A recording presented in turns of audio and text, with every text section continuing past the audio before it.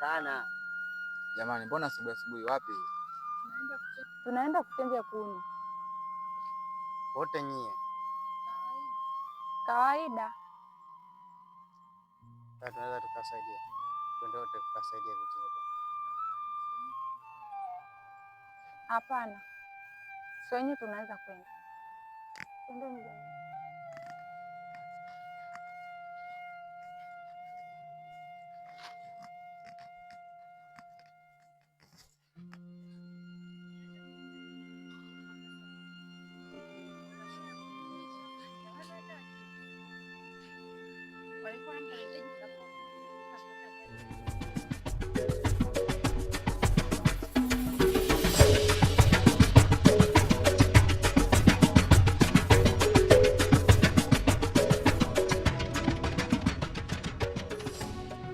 Hivi dadako ameenda wapi? Mbona siku hizi simuoni?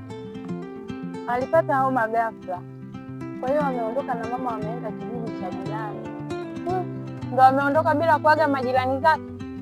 Mama mwenyewe hajaga mtu yoyote, ilikuwa ni ghafla sana. Sawa, twende tukachote maji toe nyumbani. Sawa.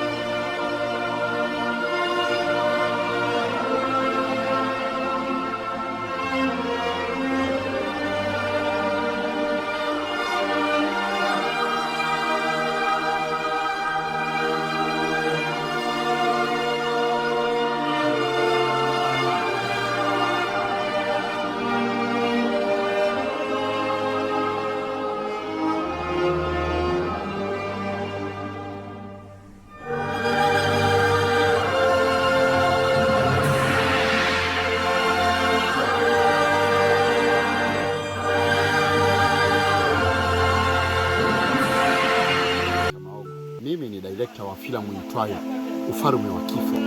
Coming soon tunawaletea kazi nzuri, kazi iliyojaa visa mikasa, hisia za kusisimua, lakini pia mafunzo mengi.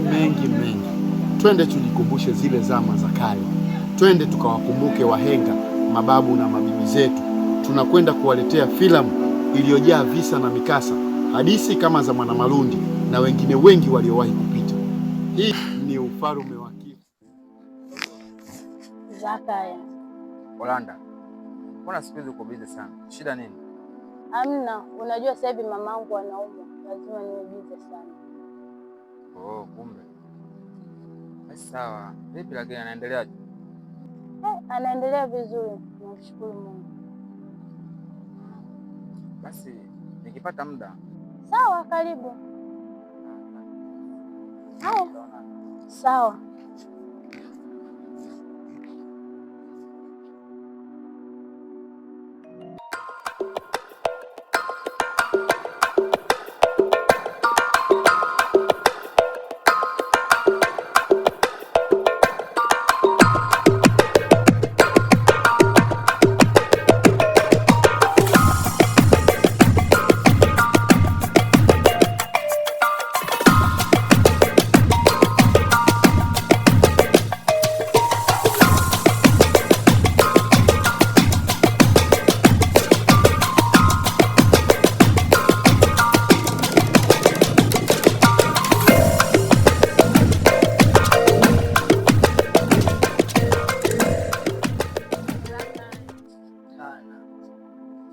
Kiguzo, Imani imepata taharuki.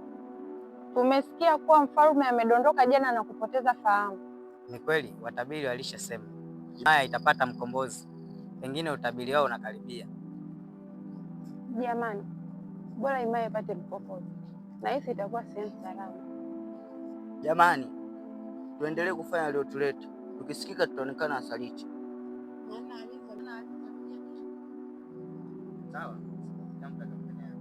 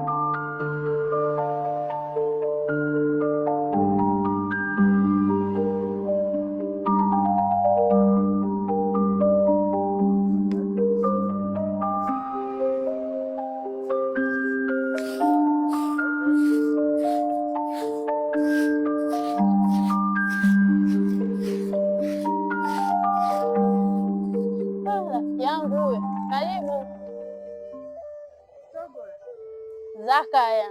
Sana. Karibu rafiki yangu. Asante sana.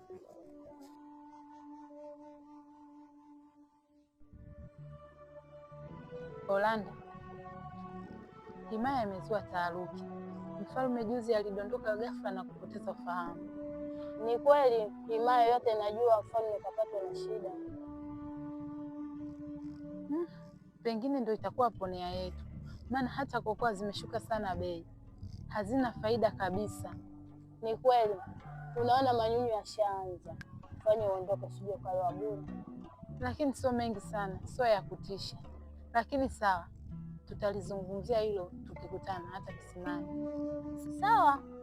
Sawa, baadaye basi. Haya, karibu tena. Haya.